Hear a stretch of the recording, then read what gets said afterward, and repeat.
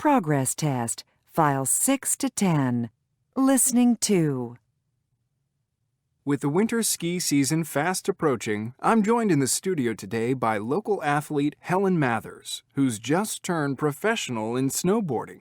Helen, thanks for coming in today to talk to us. No problem. Thanks for having me.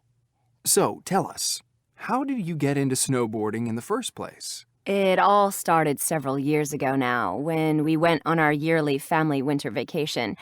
I've always been competitive and want to do really well at anything I do. And my older brother was into snowboarding in a big way. And my dad was hot on his heels. And I'm never one to be left out, so, the rest is history, as they say. I knew that there was no interest around these parts as there was no team, but I was hoping that'd change. So, yeah, I went for it. There must have been a lot to learn. Oh, yeah. I started from scratch. And I imagine you're continually learning. What do you recommend for learning new tricks? Well, there's a lot of stuff on social media sites that you can watch anytime you want, and that's really useful. Not necessarily the best thing to do, though, as you're not seeing it firsthand. For getting good advice, I'd say talking to a professional snowboarder is the way to go. People think they can always just modify the moves they already know. Mind you, they're not entirely new moves then. What do you enjoy most about snowboarding, Helen? I love lots of things about it. You know, all the effort I have to put into it, being out there in nature, practicing and practicing until I get something right, all of that. Above all, though, the chance to up my game, so to speak, and improve all the time. That's really satisfying.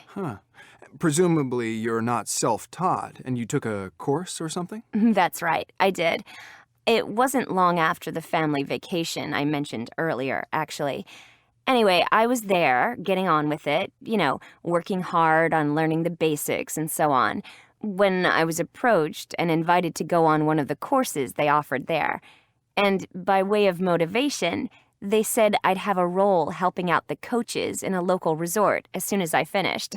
So I went for it. What a great opportunity. So what's next for you, Helen? Good question. Well, there'll always be opportunities to teach snowboarding. The thing is, I've been doing that for a few years now, so I'm trying to take a step back from that side of things.